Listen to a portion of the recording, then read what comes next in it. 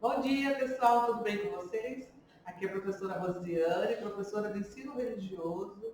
Hoje essa aula é para o segundo ano do ensino médio. Eu espero que vocês estejam bem nessa quarentena. Fiquem em casa, pessoal, se cuidem, tá? Eu estou aqui rezando por vocês, rezando pela nossa cidade, porque dê tudo certo. É uma fase e vai passar, ok? Nós vamos dar continuidade à nossa aula. Nós já trabalhamos com o capítulo 1 e o capítulo 2 do livro de vocês. Hoje nós vamos começar com o capítulo 3.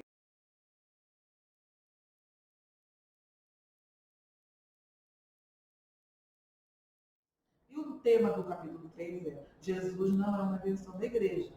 Tá? Este capítulo ele trata do significado das fontes literárias e algo da identidade de Jesus de Nazaré.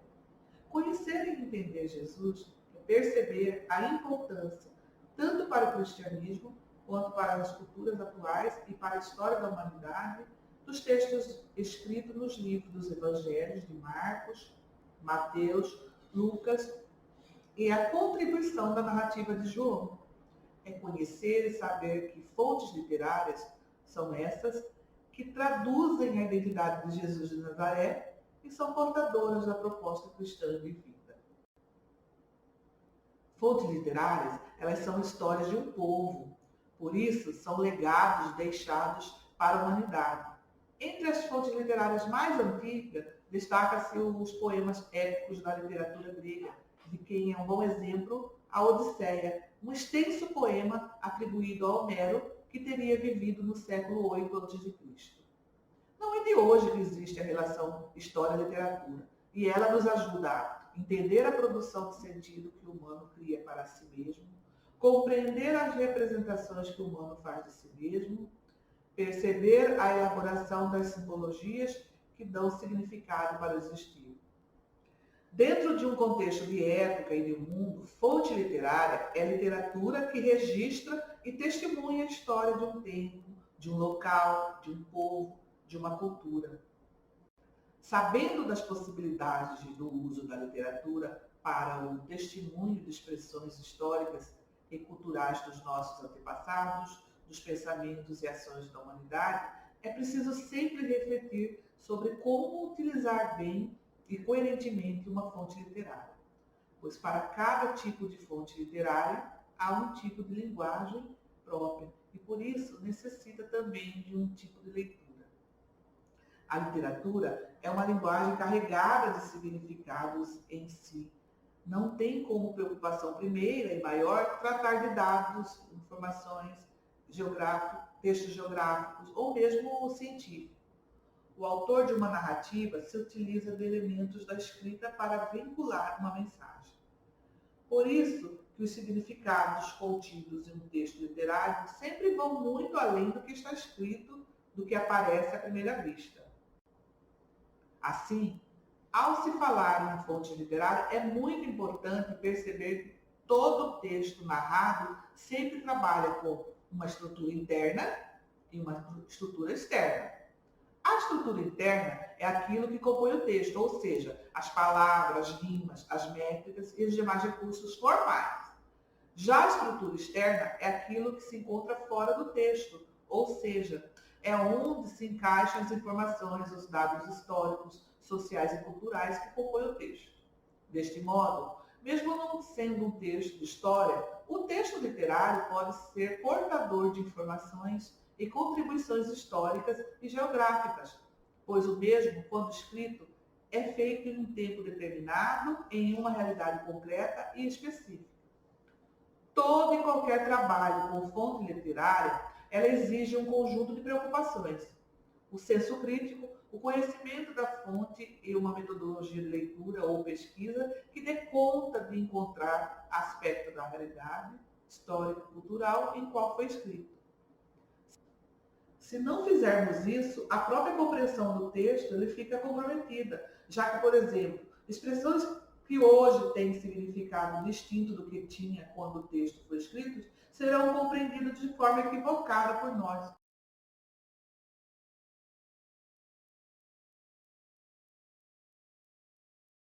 Por quê? Quantas palavras saíram em desuso?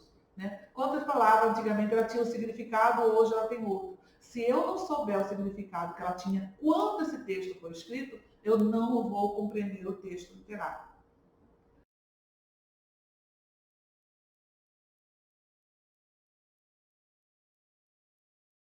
Sabendo disso e tomando os cuidados necessários, é possível dizer que fontes literárias são fontes de pesquisas que ajudam a conhecer e refletir sobre as histórias, os costumes e os feitos de um povo.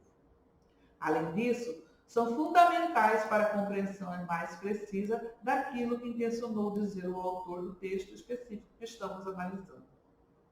Outro aspecto muito importante a se considerar é que fontes literárias são sempre uma linguagem solta, que não precisa necessariamente seguir regras, pois é uma linguagem figurada, cheia de metáforas e simbologias.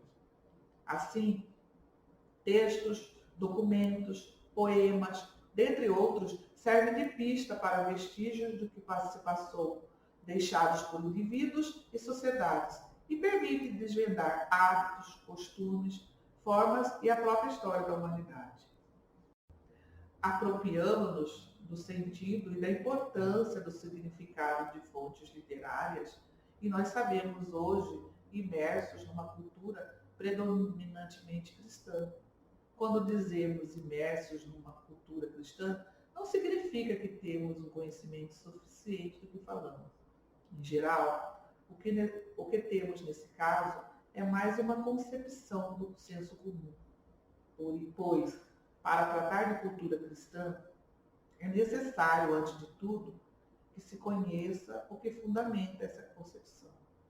E para melhor conhecer a cultura cristã, é preciso fazer uma leitura das fontes literárias do cristianismo, a partir do contexto em que os registros foram escritos. Sabe-se que as principais fontes literárias que fundamentam a concepção cristã são os evangelhos, ou melhor, a Bíblia. Os evangelhos encaminham o leitor aos acontecimentos dos primórdios da era cristã. Pesquisadores estudiosos dos evangelhos, que os leem também como fontes literárias, dizem que em Mateus e Lucas é possível testar que os mesmos usaram as suas fontes com muito cuidado para registrar o nascimento do cristianismo. Por isso, se os escritos destes evangelhos estivessem inventado histórias livremente, não seria possível os escritos ou provas testemunharem os mesmos acontecimentos, como atestam, por exemplo, os evangelhos sinóticos. Não significa, porém, que Mateus e Lucas se preocuparam em registrar a história com todos os dados concretos, nem de contar cada detalhe do contexto e do povo da época. Porém, os evangelhos dos dois autores, conforme estão narrados, ajudam a conhecer a realidade histórica e a proposta de Jesus de Nazaré, e, além do mais, atestam a própria vivência do mesmo. Lendo as fontes literárias dos evangelhos e outros documentos históricos da época, especialistas estudiosos atestam que um duplo cativeiro marcava a situação do povo no tempo de Jesus. O primeiro cativeiro era da religião oficial, mantida pelas autoridades religiosas. O segundo cativeiro era o da política de Herodes, apoiada pelo Império Romano e mantida por um sistema bem organizado de exploração, por arrecadações abusivas de impostos e de repressão com relação ao sistema político religioso. Por essa razão, a maioria da população vivia excluída, escravizada, sem lugar reconhecido na sociedade e na própria religião. É nesse contexto de opressão que Jesus realiza sua missão na Terra, missão que culmina com sua condenação à morte na cruz pelo representante de Roma na Judéia, o procurador Pôncio Pilatos.